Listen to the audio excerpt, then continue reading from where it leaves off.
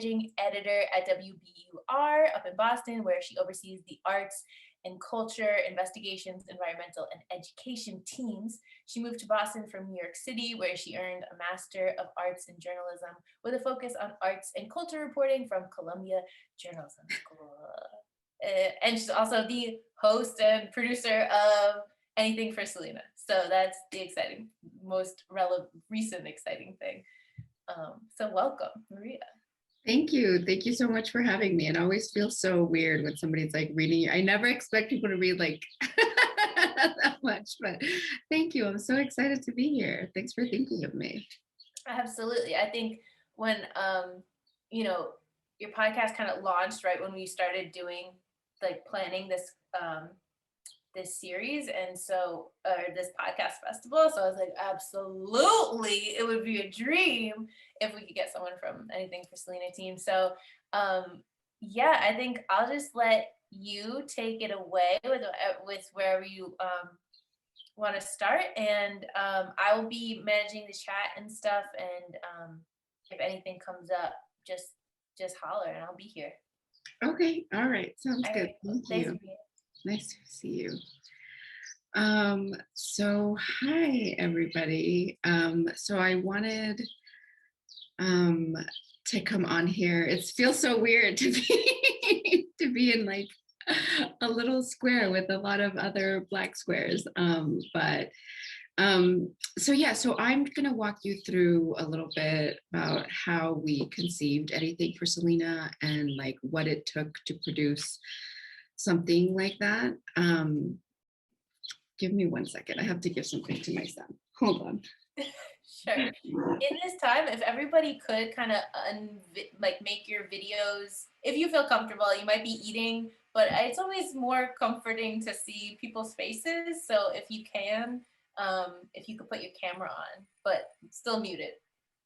Yeah, it's okay if you can't. Oh, yay, I see some familiar faces. Cristella's here and Tanya. So Anything For Selena is really like this culmination of this like truly a lifelong like obsession for me to understand why Selena's life and legacy was so resonant for me all of my life, and why it was why she had such a pull for me.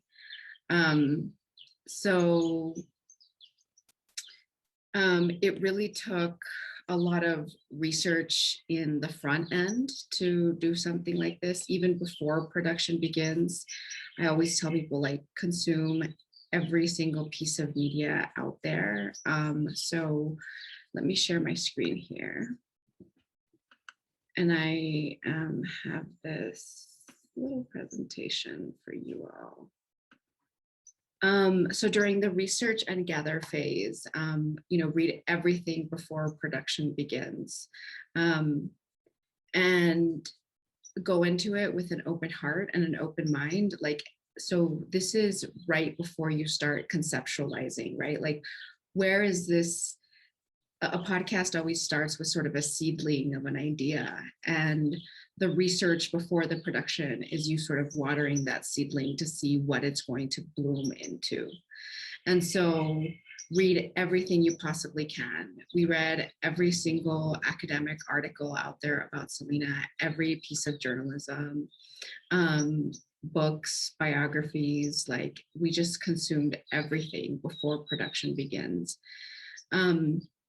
And when you start to do this, when you sort of immerse yourself in the person or the topic that you plan to base your podcast on, then you'll start to see these recurring themes come up in their story or in the story of their legacy.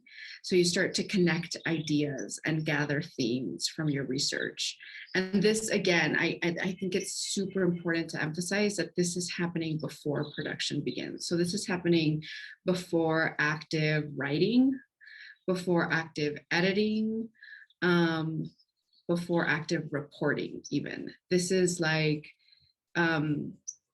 this is sort of like pre-reporting on steroids, that there has to be like a moment in the beginning where all you're doing is consuming. where all you're doing is sitting in what is already out there, where all you're doing is being a student of whatever it is that you want to delve into, so that it's percolating inside of you. Because writing like a 10 episode, like narrative podcast, it comes down to like, how are you advancing the conversation, right? How are you presenting something revelatory, something fresh, something that will keep people coming episode after episode? And so to answer that question, to know what you're bringing is fresh, then you have to have a masterful grasp on what is out there. You have to become an expert, and you have to start sort of connecting the dots. And when you immerse yourself in this, then you start to sort of notice again what the recurring themes are, how you can advance the conversation in those themes, is there a loose thread in there that you can try to answer that can be sort of the starting off point of your journey, of your quest. So research and gather is like super, super important. And then after research and gather, before you even start actively reporting, there has to be sort of a framework. Okay, so now you are the subject matter expert on what it is you would like to do, on sort of the seedling of an idea. You've watered it, you have a really good grasp on like the landscape of information out there. So now it's time, even if you don't know where your reporting is going to take you, you know where you're starting. You know the lens that you're using to come to this. You know the place in the world that you're situated in. You know what you know because you've hopefully like immersed yourself in this topic. So you're ready to sort of form this framework for the disputable idea, the quest, what it is, our objective, like what it is that we are after, what it is we are exploring, what is the question.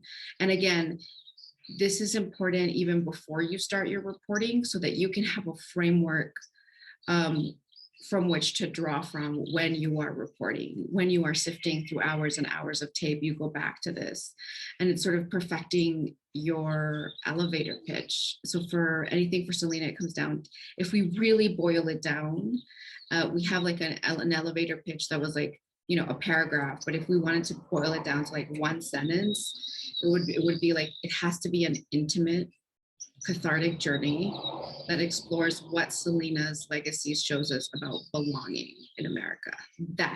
That's sort of the framework. Like, so now we know that we're looking at her legacy, that this is not just like a straight biography, but we're looking at her legacy, on how she still resonates throughout the decades. We know that it has to be intimate. We want it to be based on personal storytelling. And we know that ultimately, like the theme that we came back to, the theme that surfaced over and over again in our research, and also just like in our hearts as we were experiencing the research, was like this idea of belonging, that she is this vessel for us to understand all of these deep issues of race and class and belonging in the United States.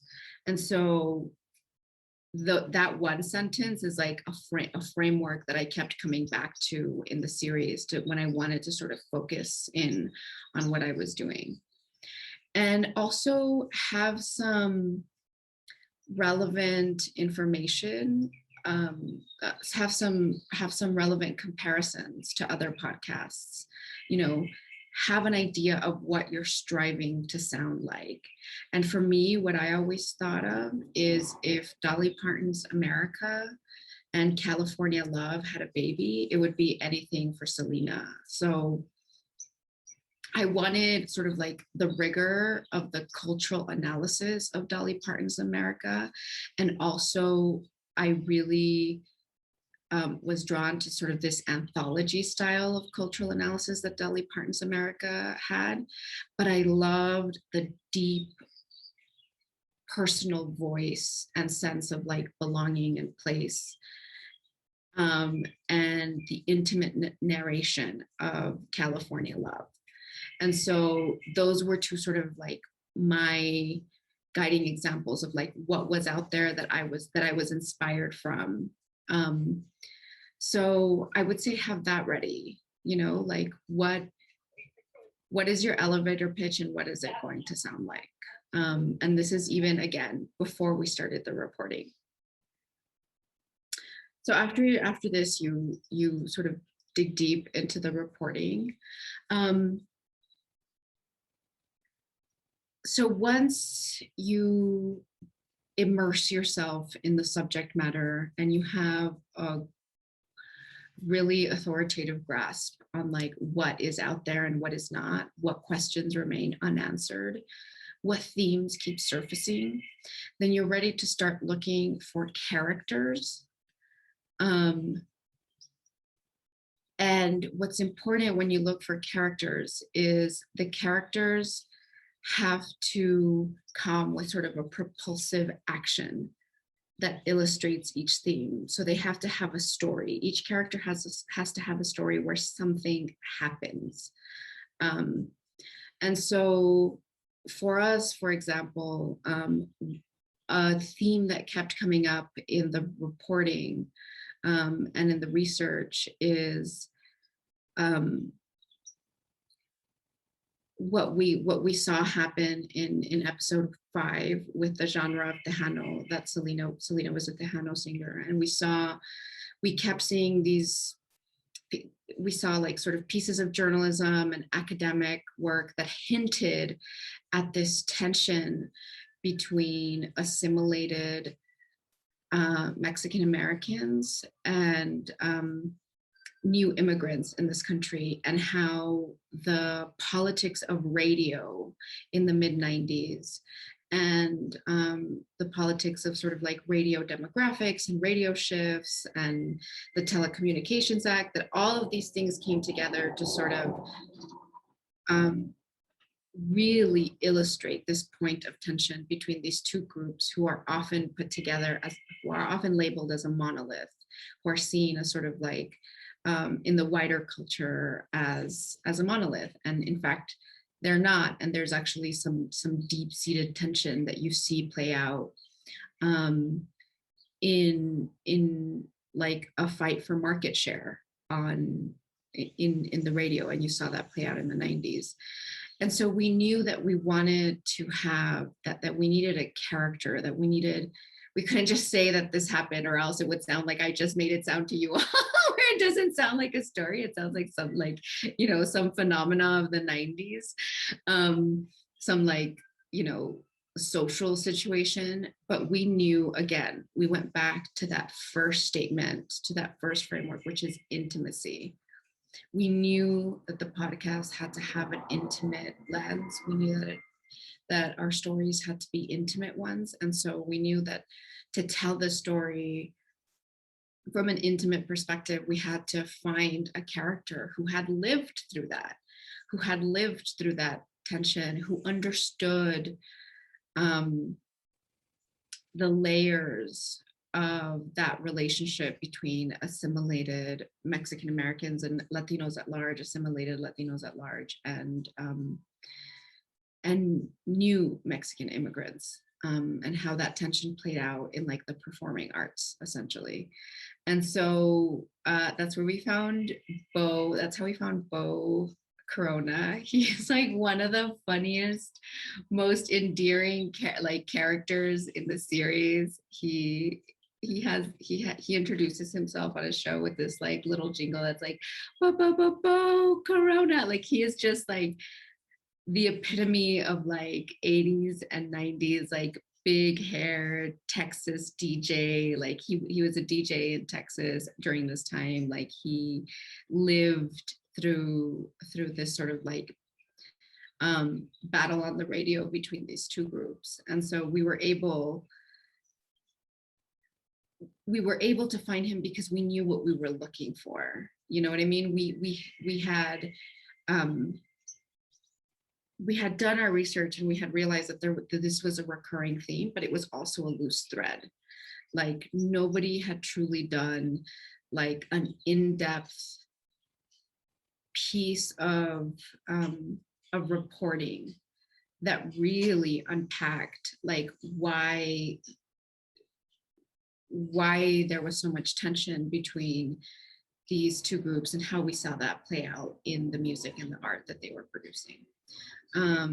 So yeah, so each episode should have, you know, obviously a character and tension. There has to be sort of propulsive action moving the episode forward. And so tension is required for that too. So writing and editing, the way we did the writing and editing process for Anything for Selena is we had one producer per episode. So this was, you know, one person who took ownership of the reporting, the sound assembly before it went to mix, and the front end of the writing. And so for like a 10 episode sort of storytelling anthology, like Anything for Selena, we had 3 active producers, Antonia Cerejido, Kristen Torres, and myself. And so I produced some of the episodes, Antonia produced others, and Kristen a few others as well. And so what we would do is the producer who was in charge of the episode would first do a sound edit. And that meant that they would only come to the group when the group included the editor, 3 producers, and a couple of interns and an associate producer and myself. And we would just have a sound edit, which means we would have nothing written yet, but the producer would come with only the best sound. And we would just listen to the sound together in the order that the producer thinks that would come in the show. And it's important to know that like not much is written at this point. It's mostly like sound with maybe like a few editorial notes from the producer. Like, I think here I would, you know, I would want to talk about this. But again, nothing written yet. This is just a sound edit. This is for us to get a sense of what the episode, like just what are the audio elements? What's the pacing gonna sound like, you know, with the sound that we have. Then after we did the sound edit, then the producer would have an opportunity to get feedback from all of us. And we would either say like, okay, you need more sound for this. Do you have any sound that addresses this point? You know, this sound didn't speak to me. I just didn't perk up when I heard it, but this other piece of sound really did. And so we sort of workshop just the sound first. And then we go back and then we do some writing. And then that's when you assemble and that's when you write based on the sound that sort of worked or didn't in the sound edit. And if I was the producer on the episode, then it would come in my voice already. But if it was Kristen or Antonia, they would write the first sound, they would write the first read through. And then we would only do group edits. So it was always at least 4 of us in the room. Toward the end, when in the last episode, we were running against the clock a bit. And so for the last episode, we did individual edits, but that was like really anomalous. And that was at the end. And that was just for like the last, maybe 1 or 2 edits. But we did, everything was super collective. And that was really important to me, to make it a collective experience and to be able to have that synergy often of hearing different perspectives and different edits. And like there was feedback that I took back with me and that influence the changes I made significantly. And then there's feedback that you just simply absorb, and that you say, okay, like, but this is valuable, but maybe it's not going to affect my writing in this next draft. So the first edit would come from Antonia or Kristen, again, if I was producing myself already from my voice, but usually by the second read through, I would take over the script, and I would make it sound like my voice, and I would also like add to the writing. Usually when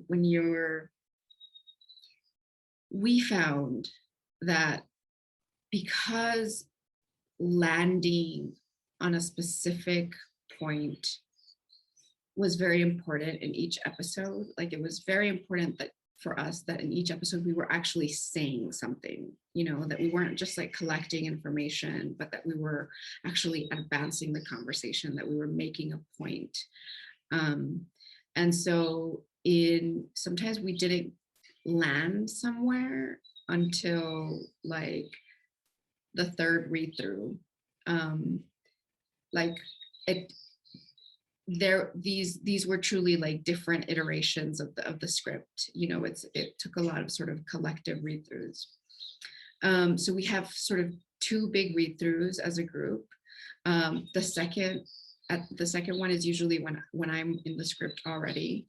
And then after that, we send it to mix.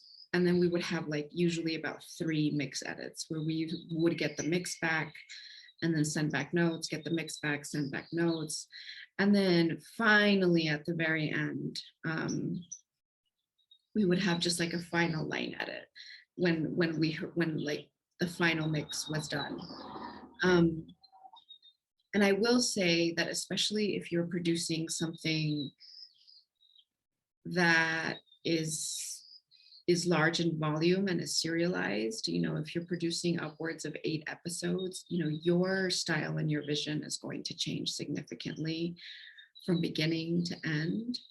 And you're tracking as well. Like I realized that I just couldn't track in the morning, that every single time we tried to track early in the morning, like we had to retrack. And so at some point, like I just figured that out and I stopped doing that. But it was imperative that we had some cushion before we launched to redo the early episodes, because if you're working in order like we were, again, your voice and style is going to change by the time you're in episode 6. And so we had 6 episodes ready to go before launch, and we were working on the last 3 during production. But because of that, like we still needed time, like right before we launched, even though we had like put a bow on episodes 1, 2, and 3, and we were like, oh, those are done. Episodes 1, 2, 3, and 4 are done, because my style as a host had like evolved from doing it for a few months, from tracking, and I hadn't tracked episode 1 and for months. I had to go back, and I had to fix a few things in those early episodes. And so it's important that before launch, you leave yourself some cushion to really, really go back to those first episodes, and really make sure that like the voice is consistent throughout the series. So then marketing, this is still something that like is very much that I'm still thinking about. Like this was my first podcast, and so I'm definitely not an expert, but it was interesting to see how much marketing like really matters, and how much audience engagement, audience development really ought to be hand in hand with the early editorial planning. And what I learned is one of the most important things is like to go where your core audience is and start there, right? Start like, where do we know Selena fans already are? Let's start there. and then after that, expand. And especially if you're going to have a serialized podcast, find an easy lift, serialized way of engaging with that audience outside the podcast. And for us, it was like the Instagram lives on Friday nights, because I was so, I was just so tired from writing. And like I knew that it had to be something that came very natural, that was an easy lift for me. And so and also something that felt celebratory in tone. And so that's how we went with the Friday night Instagram lives. And then also, like, I think one of the mistakes we do is that sometimes we pitch to media outlets at the beginning or at the end of the podcast, but have, send pitches for coverage for your podcast, like throughout the run. If there's any unique or fresh angles that you might be able to talk about throughout the run of the podcast to various publications, I would say, like,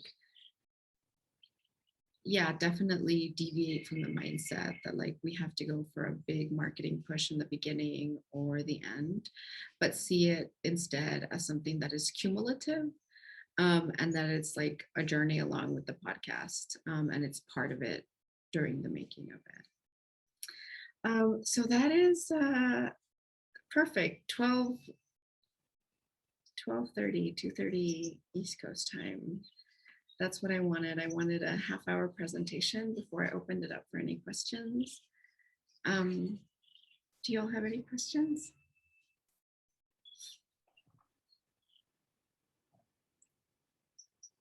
I have 1,000 questions. I'll start it off maybe, and then everyone can kind of, if you don't feel comfortable just straight up asking a question, you could also type it in the chat and we could read it off. Something that really, let me think which one to ask you about first. I think, so when you're talking about that sound edit is really interesting to me. Before you do any writing, you all sit and you listen to sound. And when you say sound, are you talking about all the interviews, like highlights from interviews, or ambient sound, or like what kind of sound were you listening to? Yeah, everything. I would say keep it mostly to like your cuts, your interview cuts. And for us, we used a lot of archive sound. Like archive sound was like foundational to every single episode that we did.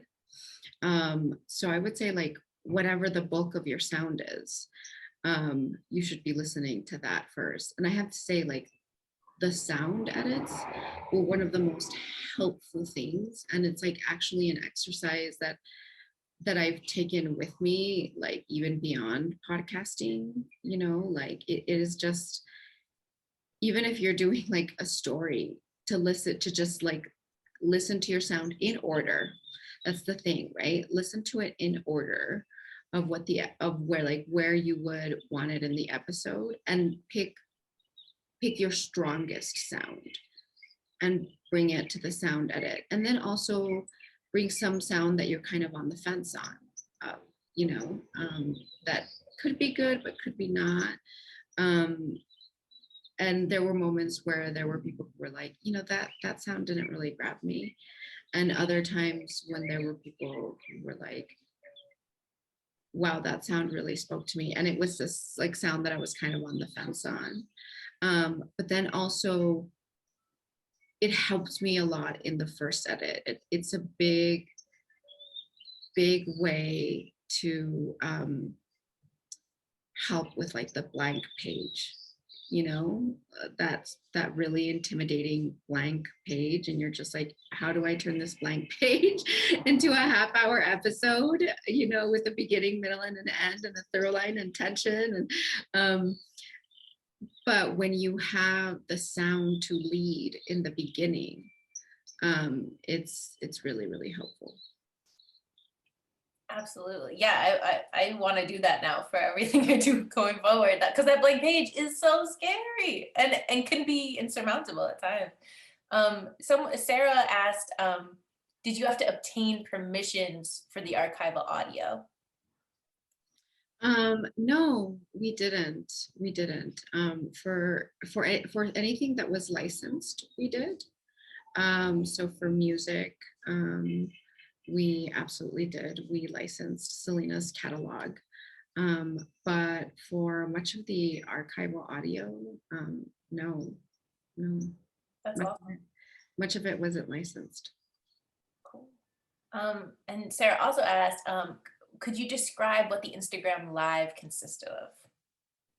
Yeah. So the Instagram live is super casual. It was on Friday nights. And so at the end of each episode before the credits, we had a little bulletin that was like, if you like this episode, join us on Friday nights for like an Instagram live. And we just had like a special guest who would join me, and we would just like chit chat and have a little drink together sometimes and like talk about the week and astrology and sort of like a behind the scenes type of thing.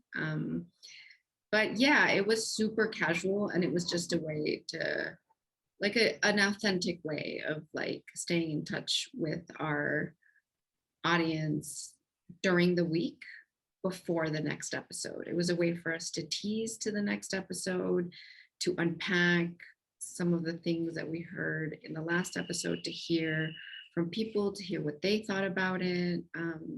Yeah, it was really fun. And it was an easy lift too.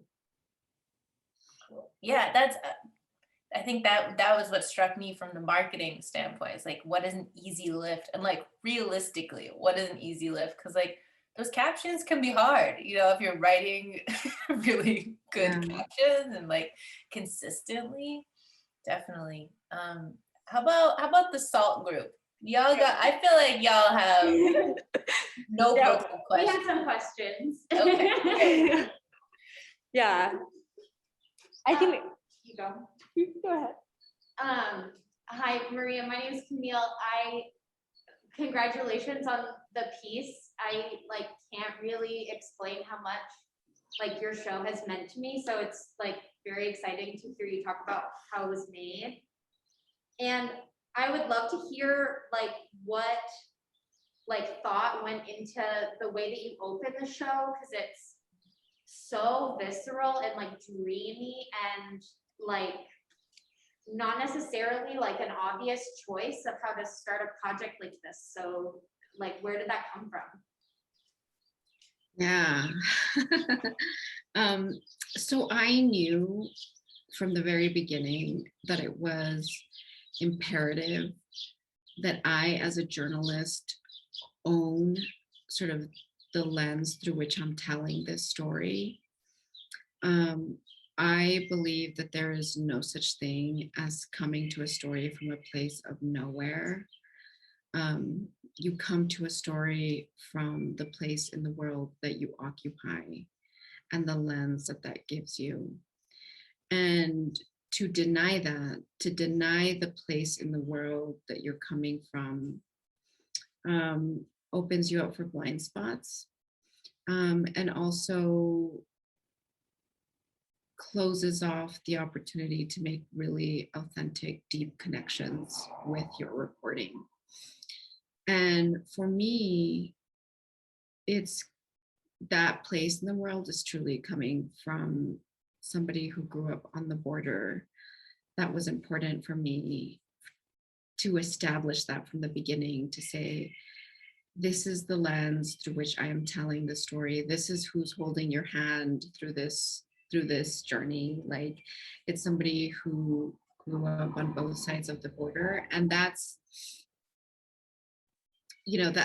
that's heady, right? That's big. That's coming from somebody who's who was very aware of their cultural duality from the beginning because of this physical place. But it's also visceral.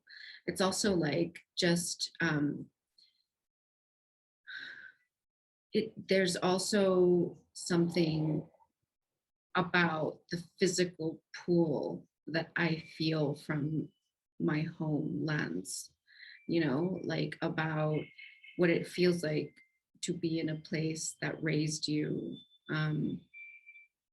and a place that's misunderstood. And I wanted right away to convey to the listener, like, who was telling them the story. And it was a woman from the border. And I started thinking, like, how do I convey the border? Like, how do I tell this in a succinct way, in a poetic way? And then I thought, like, what is my most visceral connection to this place in the world that I occupy? What is it? And it's the smell of rain. Like, it really is the way it smells after it rains. It is, to me, it's the smell of, like, home. And so that was a tool for me to convey the lens through which I was telling the story. That sort of, like, physical description, that visceral connection to the land.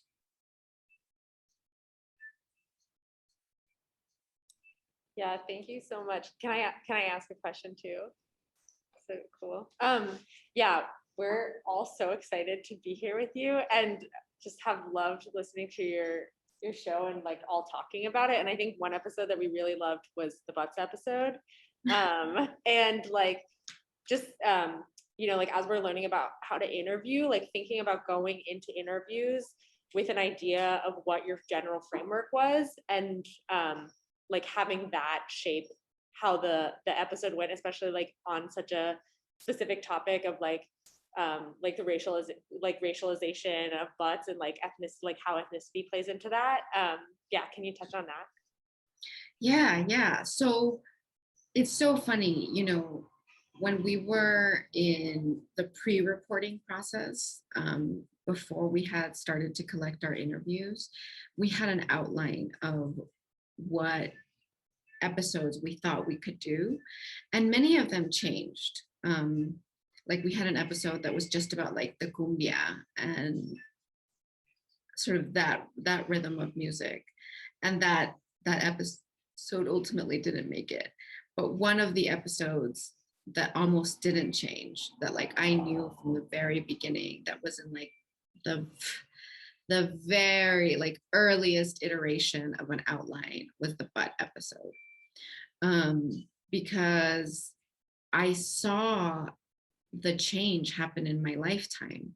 Like, that really did come from, like, a personal quest to understand, to use the tools of journalism to understand the societal shift that I witnessed over my lifetime.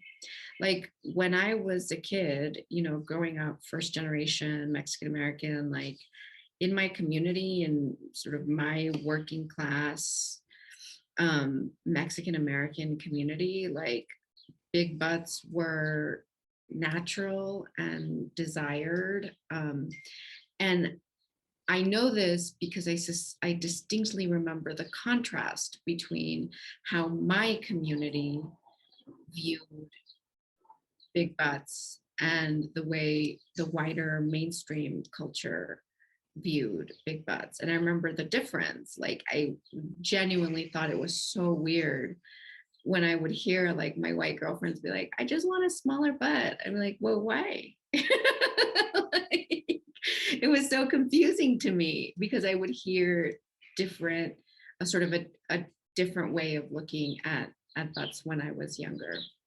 And so that really came from, like, personal curiosity, like, from wanting to, again, to use the tools of, like, now my craft as a grown person of journalism, to understand and to unpack this huge shift in cultural attitudes that I saw over my lifetime. And I knew I knew that that from the beginning that it had to do with race, and I didn't have the language or the full understanding when I came into it. But I knew that there was something to investigate with Jennifer Lopez's ascendance, and similar to what we did with like episode 3, where we really looked at how Selena became a symbol the weekend after her death, and we really like reported, we really went back and looked hour by hour and like went back to like what it was like to be in the US that weekend.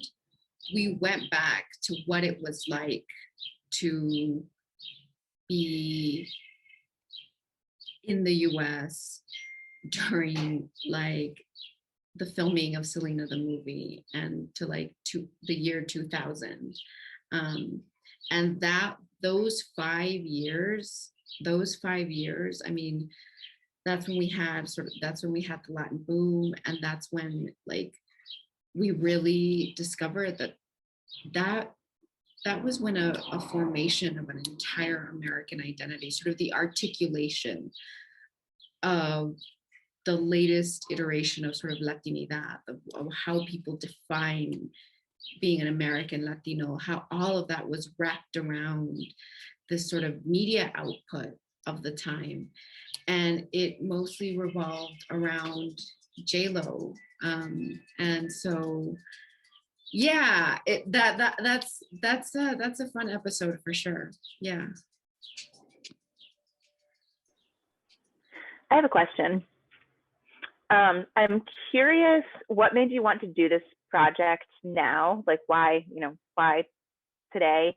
And how long did it, so it's sort of twofold. How long did it take you to produce, and how did you manage that timeline? Like, did you have a launch date or a launch month in mind when you started, or did you just work for as long as it took you to work?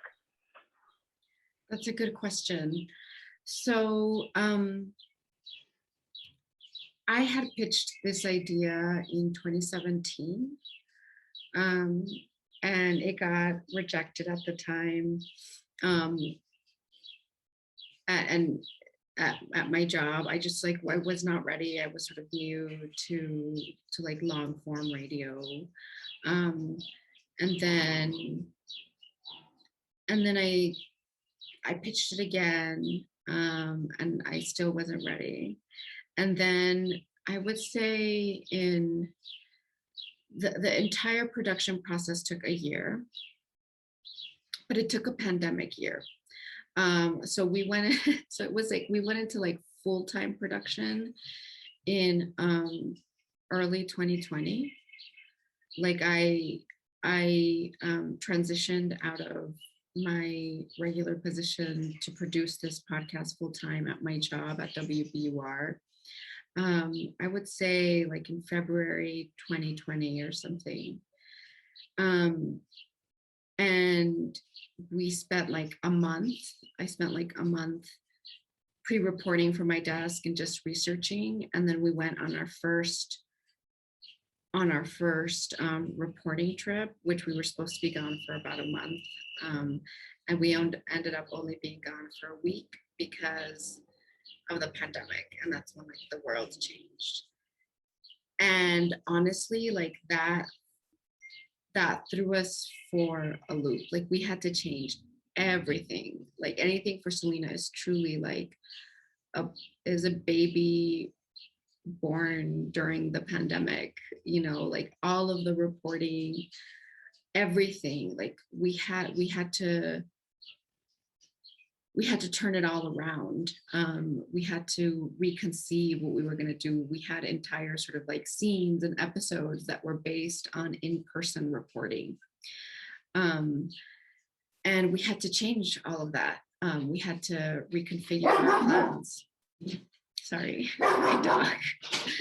Janino. Shh.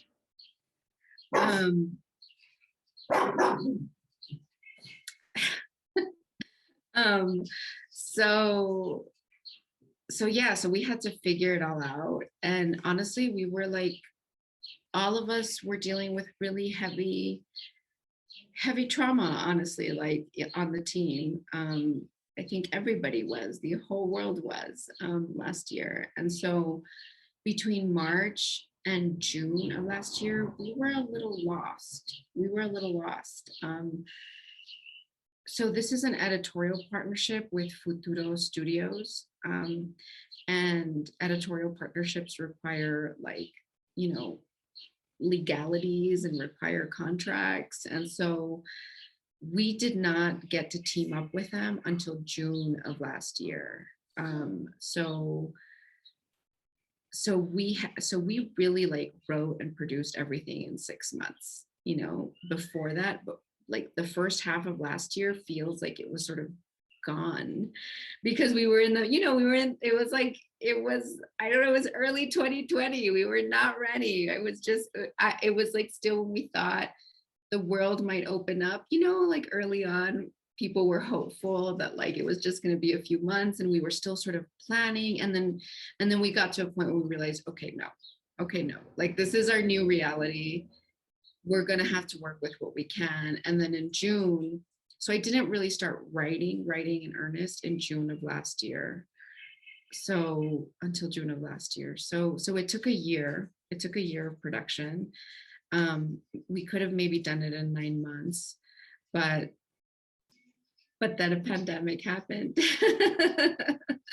Yeah. And we had a launch date. Yeah, we did. We had a launch date. And if it would have been up to us, like I wish we would have been done with all of the episodes before we launched, but we could not work at that pace. And so when we launched in January, we had been working and writing and editing in earnest for 6 months. About 6 months, and we had 6 episodes done. So it took about a month per episode. We got another question in the chat too, and this is I think one of the feats of this podcast, and is the bilingual aspect of it. Each episode is total. You have a total Spanish version and a total English version. So the question is, I was wondering if you could talk about how we made this in 2 languages. What approach did you make? What approach did you take making these 2 different versions, and what did you keep the same, and what had to change? Yeah. So, you know, the approach that I took was always with an open heart. It was important for me to do a bilingual aspect to the podcast in honor of Selena, like in honor of her open heart for Spanish and for learning Spanish as an adult, and messing up and sort of embracing the imperfections of her Spanish. And so I wanted to do that in the podcast. I wanted it to be sort of like a very meta homage to her, and in the way that she sort of messed up and embraced her imperfections, I wanted to, in the Spanish episodes, to embrace my imperfections and let down my guard and legitimize a way of speaking Spanish that has often been delegitimized. So look, like if it was up to me, like I think we would have done 2 big, highly produced narrative podcasts, one in English, one in Spanish, but we just did not have the resources to do that. You know, people think that you can just translate, and it's not like that. You know, it really is an entire production process in and of itself that requires, you know, a team of people that's very similar to what we were doing in English. And we just didn't have that. We didn't have that people power. We didn't have those resources.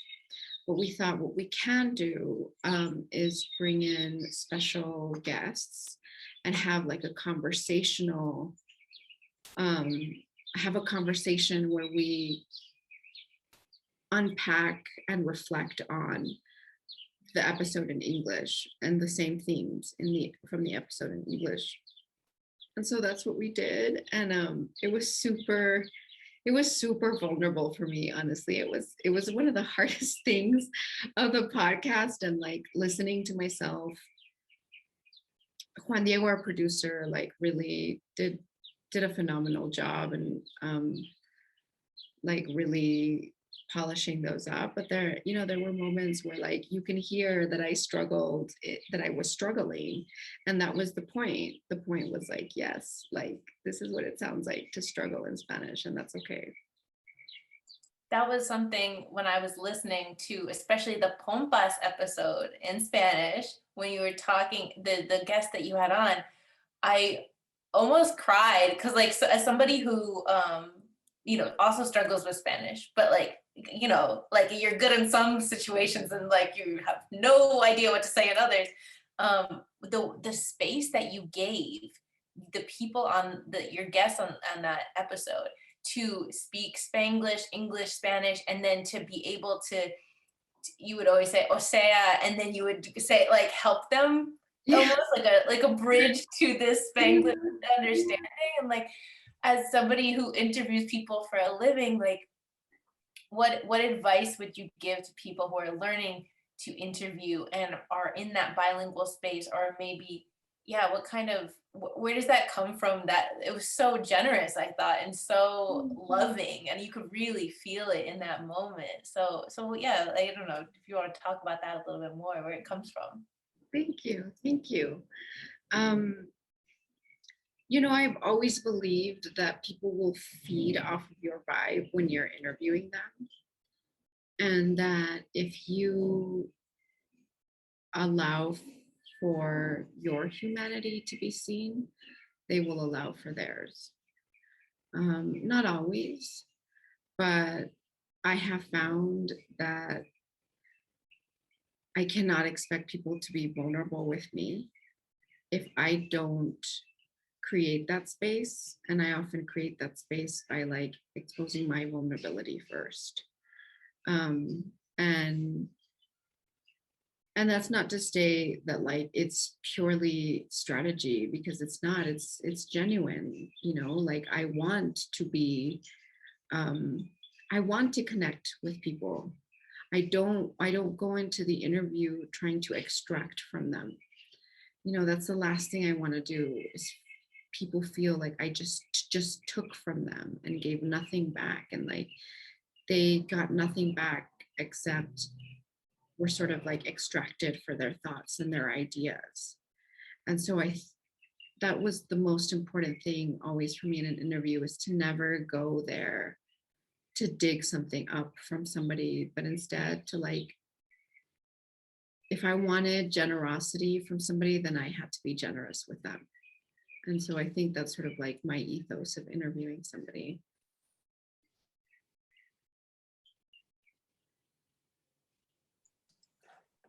Maria, I have a question for you.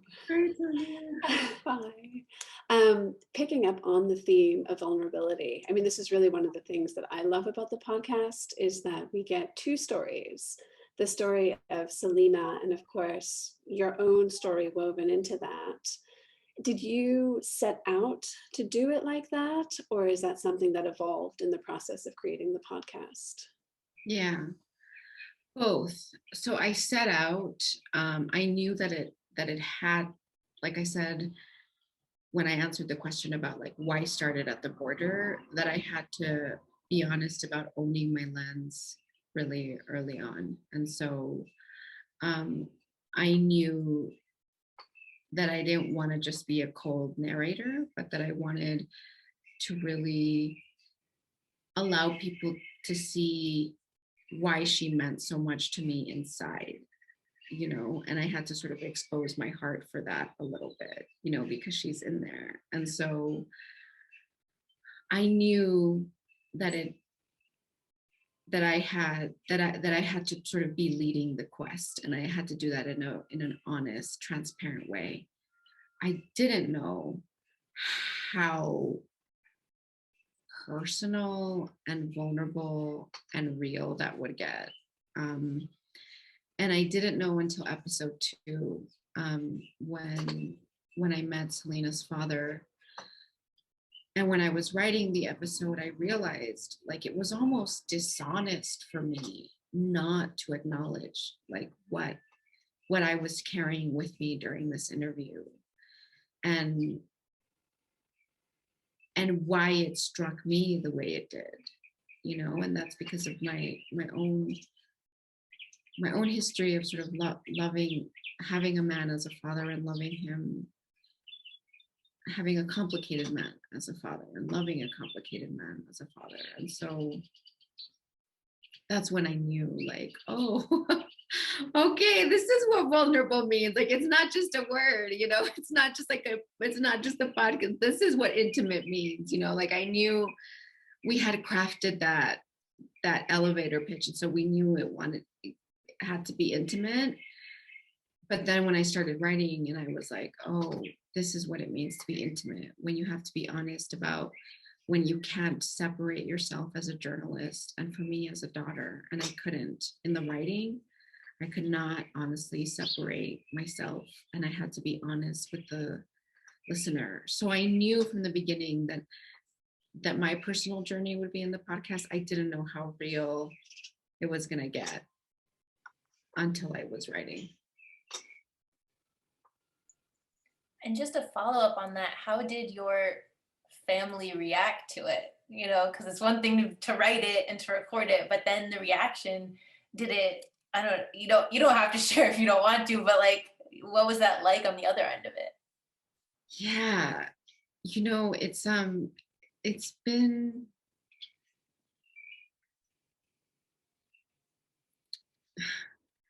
it's funny, like I can have like strangers listen to it and like it doesn't bother me because I don't know them. But the minute like my brother told me he listens to an episode, like I want to hyperventilate. You know what I mean? Like it's so scary to me when people I know listen to it, because it makes me feel very exposed, makes me feel very like raw, you know, and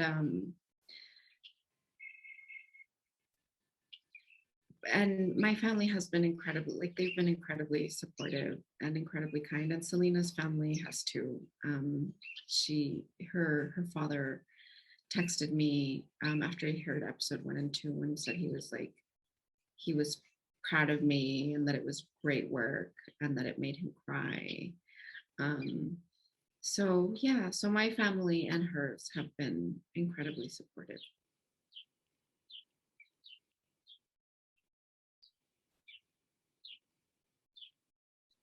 Oh, well, I guess we're nearing on the end of the hour. We are, yeah. Are there any other final questions before we say our big thanks to Maria for sharing? Can I ask a question? Absolutely. Maria, what are you doing next? What are you thinking about doing next? What kind of work do you want to do next? You know, what should we expect from you? Kristella's one of my friends, so it's funny that she's asking. I was like trying to figure out why she's asking me this in a public forum. But I'm a good journalist. I think the people have a right to know. Yeah, thank you, Sabrina. Thank you for coming. Yeah, so you know, I'm the managing editor at WBRU, and I'm excited to dig into that. I'm going to take a little bit of time off. I know in my heart that I'm going to produce another podcast, and I know in my heart I have a book in me, but we'll see when that comes. So I love this SALT team right now. They're at the SALT Institute. There's 4 of them, and they're just this is the most engaged. Yeah. Well, thank you, Maria, so much for coming and sharing and teaching us, I think, all something new. So thank you. Thank you. Thank you so much, everybody. I had a great time.